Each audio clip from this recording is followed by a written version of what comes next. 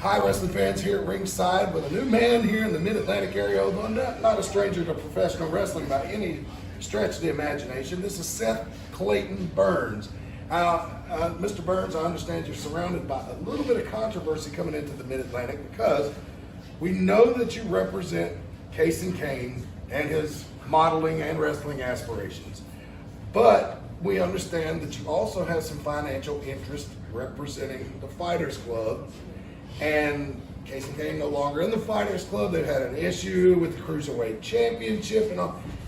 Is that a conflict of interest on your part because you've got these two parties that you're employed by that you're trying to represent, but they have issues with each other? Well, see, how it boils down to is quite simple. I have contractual obligation to both Carson Kane and his modeling career, as well as his wrestling career here in the AIWF Mid-Atlantic, while also having financial interest in the Fighters Club.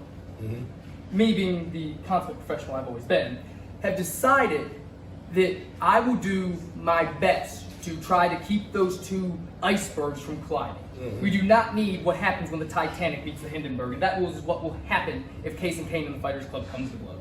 So it was my job, representing both those two individual entities, keep them as far away as possible and take one to the top of the AIWF and Jesse Alexander Carter, and take Carson Kane to the top of the Cruiserweight division in the AIWF. All right, we'll see.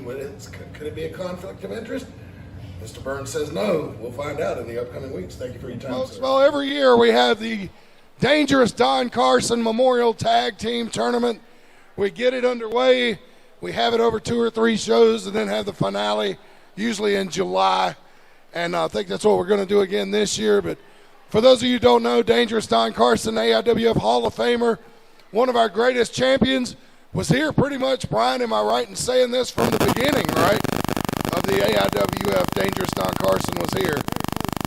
Yeah, so Dangerous Don Carson, of course, was tag team partners with Smiling Diamond Dave. They did a lot of damage with the TVA and were actually some of the most hated wrestlers in the entire AIWF. As a matter of fact, when I made my debut here as an announcer in 1996, Don Carson was in the main event that night defending the AIWF World Heavyweight Championship against Dynamite Doug. I will never forget that night. And so wasn't a successful outing for him but Dynamite Doug.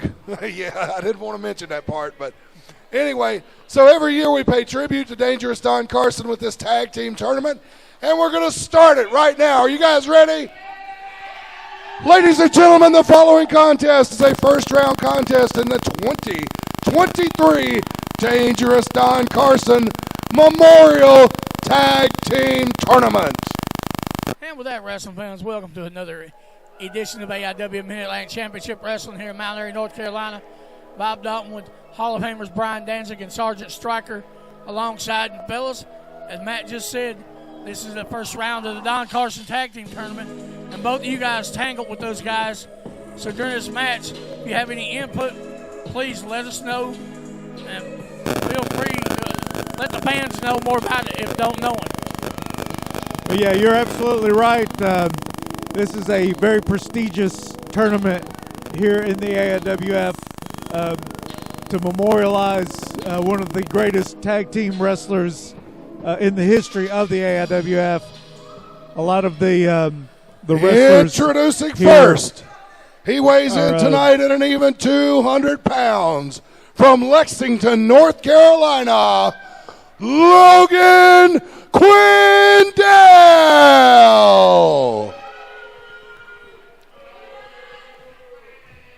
Yeah, the same year that Matt Carter made his debut in announcing for the AIWF, and Don Carson was in the main event that night against Dynamite Doug for the AIWF World title. I also come over to the AIWF in '96, and Don Carson really pretty much took me under his wing between him and Jackie Anderson and guided me through and turned me into what I am today as a two-time retired AIWF Hall of Famer. Guys, apparently Logan Quindell is not thrilled with J.J. Serna being his tag team partner here. That's true. Kevin Phoenix Kochran III was the one that put this pairing together.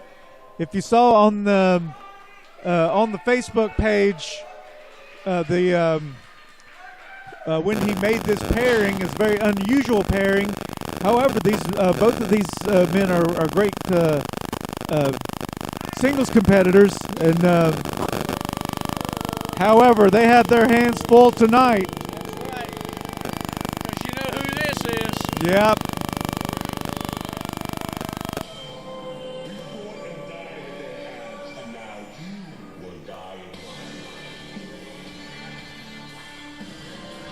And there they are. Oh, and here they are. Dressed for war. Ready to fight. That's right. It is the Fighters Club. In full force. However, where is the leader?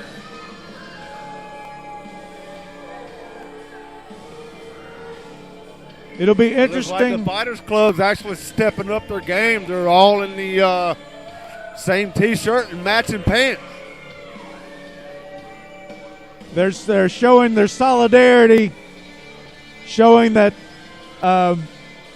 even though one of their members has left, that they are still a very cohesive unit. Oh, they're still a force to be reckoned with, that's for sure.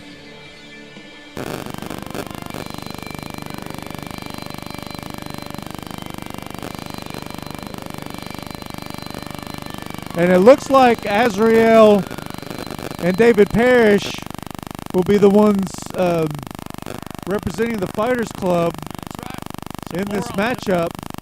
But right, yeah, you're right. Right now, it looks like it's. But it looks like Quindell and JJ Serna are ready to take all four of them on. I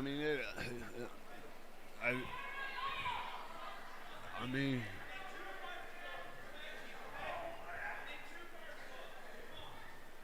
The referee trying to maintain some order here. I didn't figure it would be Clara, but hey. Wait a minute. Oh, wait a minute. We noticed somebody was noticeably Yeah, missing. you should know that our Mid-Atlantic champion would be close by.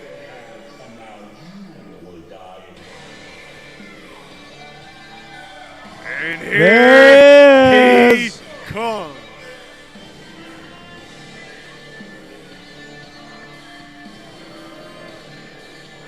Jack's never short on cockiness. No, he certainly isn't. However, when you're carrying two belts in your hand, when you walk out, it's hard not to be cocky. And when you're a man who's in your early 20s and this successful already in the wrestling industry, it's hard to not let it go to your head. Yeah, and I tell you what, with Jack, I've seen on the line the transformation that he's went to get to there. I will admire him for that. But his attitude, that's a little different.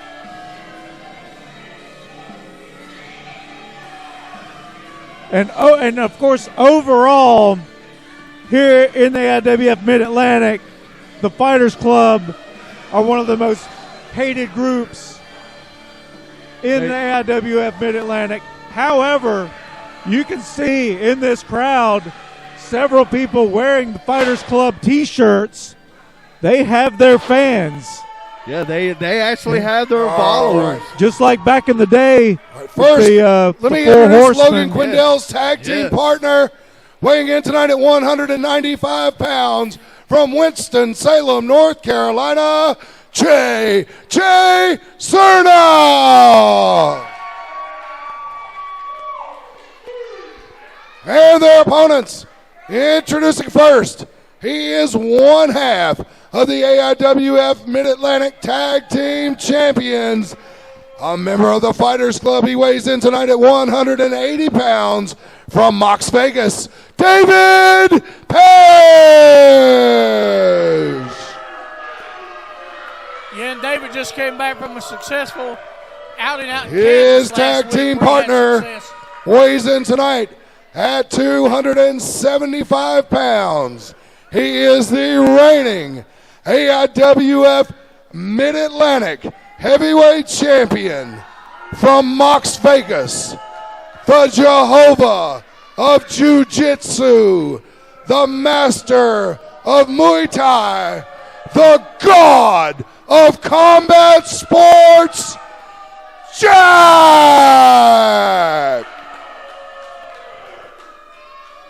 And there's your introductions, wrestling fans, for this match of the first round of the Don Carson Memorial Tag-Team Tournament. And it didn't take long for the fans to tell Jack and David exactly how they feel about them. You're exactly right.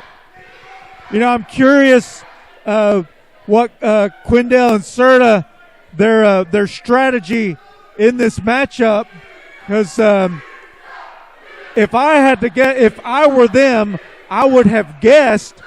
You know, you never know for sure when it's the Fighters Club. When it says you're facing the Fighters Club, you could be facing any combination of the group. I would have thought, this being a tag team tournament, that I would have been facing David Parrish and Azrael, the current Mid-Atlantic Tag Team Champions. However, they're facing one half of the Mid-Atlantic Champions and the AIWF Mid-Atlantic Heavyweight Champion. So I wonder how that's going to affect their strategy if they had one, thinking they were going up against the Mid-Atlantic Champions. With the strategy about this is going to be kind of obsolete. These two guys, they're going to have to figure out a way that they can coexist and work together. Because not only one, you got Jack and David Parrish, members of the Fighters Club, on one side of the spectrum as far as the wrestlers go. But then you got J.J. Serna, who's on one side of the spectrum, and then you got Logan Quindell that's basically on the Fighters Club side of the spectrum. Yeah, you're exactly right. So you got a good guy and you got a bad guy here trying to become a tag team to work together to advance in the Don Carson Memorial Cup. Yeah, you're exactly right. Quindell and Serna definitely don't jive well with as far as philosophies of not breaking the rules and things like that. However, both men are going to want to win this prestigious tournament, whether they like each other or not. And I saw them shake hands in their corners. I think Serna and Quindell have formed an uneasy alliance.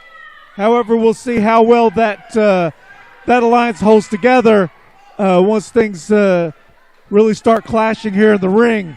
Very interesting strategy here, having the smallest man on one side go up against the biggest of the other. It may have been a smarter strategy, Quindell, to start the matchup. Nice headlock takeover there by Jack. Just whipped him over like a rag doll. But you got to realize one more thing, too, guys. There's also three other people outside of the ring right there, along with Jack and Parrish. So that basically it's a 5-on-2. Yeah. And sometimes Serna may feel like he's got a 6-on-1 handicap because you don't know what Quindell's going to do. Oh, strike out. Oh, nice move from Serna. Nice headlock takeover of his own there. Really caught Jack by surprise. I think Serna's speed has really thrown Jack off. I don't think he was quite expecting him to be that fast. However, he used his pure strength to get out of that and get a head scissors on. However, Serna with the drop toe hold now has a headlock. He has it on pretty tight. Yeah, he's got Jack off his game so far with that quickness. Jack able to get up pretty easily, though. He's got a big weight advantage. Serna once again using that speed advantage of his. That's what he's got to do. He's got to keep this big man rocked. Again, Jack with the strength. Oh, Jack, a little bit too Thought he had him rocked a little more than he actually did. Yep. Serna going to the top. Oh, he nailed it. Nice. What a big missile drop kick off the top rope by J.J. Serna. Just a one count. And if you'll notice, a very subtle difference there, but he springboarded off one side of the turnbuckle instead of both, getting a little bit of extra spring off that. It's much more difficult to execute, but you get more spring when you bounce off of that one side and right at that turnbuckle where it's the tightest. Yeah. And here we see the advantage of the Fighters Club being a cohesive group who have worked together in several different matchups. They're working much better together as a tag team than Quindell and Serna. Oh, nice shoulder block from Serna right there. Parrish looks a little confused there. Yeah.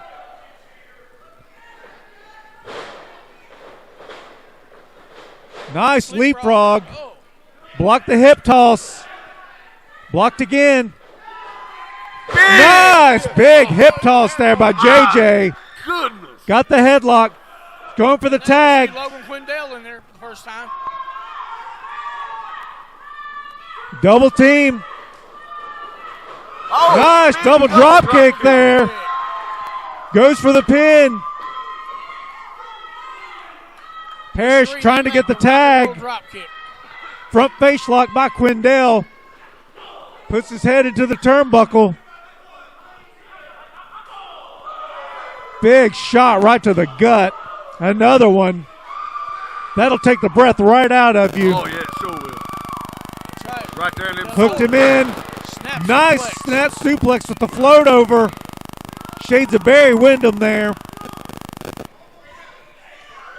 Nice arm bar. Slowing down the action. Jack trying to get the crowd fired up, but I think that backfired.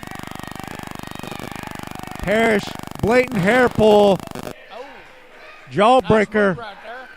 Immediately going for the tag. Smart move there.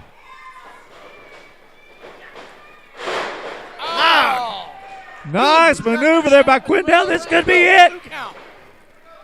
Nice counter by Quindell. It certainly was. That's just a No. big German suplex. That could have been the thing right there that disheartened his team. And just like that, the mistake was made. It looked like Quindell and JJ Serna had this matchup wrapped up. 2 count. And just like that, Jack with one fell swoop has full control of this matchup. Yeah. Well, I mean, not only that, but when JJ come off with the knee, Jack sidestepped and he caught his own partner with the knee and knocked him out of the ring. Yeah, I mean, it was obviously an accident. However, with this uneasy alliance that is formed with Quindell, we'll see if he takes it personally. He's still reeling from that knee. Hey, here we go. What I tell you about that outside interference? It's like 3 dogs fighting on the bone over a bone. Yeah, and the infuriating thing is it's completely unnecessary. They had this matchup in full control. Jack could have just as easily been the one inflicting that punishment. However, he simply wanted to give the other members of the Fighters Club on the outside an opportunity to get their cheap shots in. Oh, yeah. Serna trying his hardest to fight back. But there's just not a lot behind those punches right now. He's taking so much damage. Nice side headlock there by David Parrish. Well, I mean, you see how they had him up in the ring talking to the referee and everything like that. We've already had one crooked referee buyout for the Fighters Club. Who knows? This one might be in their back pocket too. Well, it's always in the back of it always has to be in the back of your mind when you're an opponent of the Fighters Club. They've done it before. Will they do it again? You know, I got to wonder about this, guys. The way Parrish is out here, you think maybe he's trying to send a message to his former partner, Casey Kane? Oh, he's out here tonight right now. It's definitely possible. I'm sure the entire Fighters Club, just like Kane has something to prove against the Fighters Club. Fighters Club also has something to prove against Case and Kane. And again, from what I understand, there's an uneasy ceasefire between Kane and the Fighters Club because they're both represented. They're both represented by the same. Just tossed him right out to the floor. Here we go again. Azrael just putting the boots to him. Quindell protecting his investment there. I don't think he really cares one way or the other what happens to JJ Serna. However, he does want to win this matchup, and if his partner gets double and triple teamed on the outside, then they aren't going to win this matchup. That's right. Serna is. A chop right to the back. It's got hurt. Goodness. Jack doing a little showboating right there. Serna, you can see he's in a lot of pain right now. Oh, he's in a lot of pain right now. He's took a lot of punishment here in the last couple of minutes. Jack, at this point, looks like he's just toying with JJ Serna at this point. Got him up on his shoulder like a sack of potatoes. But Serna trying to fight out. Goes for the schoolboy. Nice roll-up. This could be it. No! Most. Man, wouldn't that have been Three. something? My goodness, that was close. Oh, that would advance him and put Serna in that talk for the Mid-Atlantic title. Nice sunset flip. Oh. Flipped him Pulls again. him off. 1, 2. 5 minutes remain. Big Drop kick. Big shotgun drop kick there by Jack. I'm sure that really caught JJ Serna off guard. I'm sure the last thing he expected from 275-pound Jack was a drop kick like that. Oh, yeah. Big headbutt. I mean, to be Brings Parrish back into the ring. to be as big as Jack is, he's very agile. Yeah, but look at Quindell over there. It's like, so what? We win, we lose, we lose. He just wants a shot to get in there. Time's running out. With about 4 minutes left. What are they up to? Oh, they missed. There's Quindell. He gets the tag. Here comes Quindell. Forearm. Another forearm. He's got the Fighters Club rocked. Oh, what a straight right hand. Up. Nice Samoan drop there by Quindell. Another Samoan drop. He's really cleaning house. This could be it. No. 2 and 99.9. Quindell cleaning house. Almost gets the win right there. They're tagging in Serna. Maybe a little too early for that. I don't know. Maybe Oh, what a big knee. successfully hitting that maneuver. Going. Nice save there by Jack. Oh, that was another close one. Parrish looks out. Jack did the right thing by making that save. Drags him over to his corner, makes the tag. What is he up to? Big knee there by knee Serna. Serna. Jack looks out. He's gonna get He is over. flat. This could be it right here. Two. Oh, that was No, Jack gets his shoulder just up. a little bit left. My Hey, fellas, what happens if there's a draw? If there's a draw, that's I guess both teams are eliminated. I don't know. you know, Never I think had that. yeah, I know that's I guess so, because you have to win in order to advance in the tournament. If neither one of them win, Oh! Once Serna again. done it again. Once again. big backdrop there by Jack. There goes some Frog splash by Parrish. He had some air on that one. And of course, Jack going for the pin. No, I thought that was it right there. They could have made a mistake right there. Man, Parrish was high. About to get real. The strap. JJ Serna was able to get his shoulders up after that He's got that after that frog splash, but he looks out on his feet right now. I think it's just a matter of time. No! It's sidestep. Jack was set up. We may be seeing a major upset here tonight on the program. Oh, no. Oh, but no. I had a feeling that was coming. Well, again, from back here, it was obvious that both of those strikes were accidental. However, it may have been one too many. Well, it's like the old adage goes: you fool me once, shame on you. Fool me once, shame on me. Fool me twice, shame on you. Oh my goodness! A clothesline powerbomb combination by Jack and David Parrish. Man. Ladies and gentlemen, here are your winners. Advancing to the second round, the team of David Parrish and Jack, the Fighters Club. I guess Quindell made the calculated decision that even if they did advance in the tournament, that he wouldn't be able to trust JJ Serna as a partner, so he just simply left him to the wolves and let him get defeated, and just stepped off of the apron and refused to make the tag.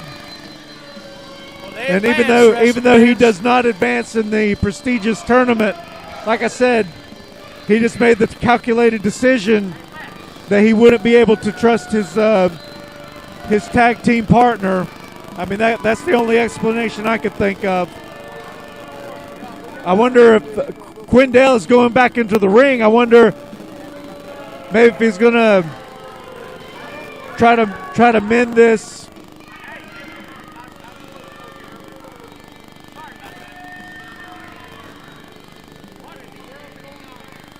Looks like there may be a confrontation here. Oh, straight right hand. My goodness.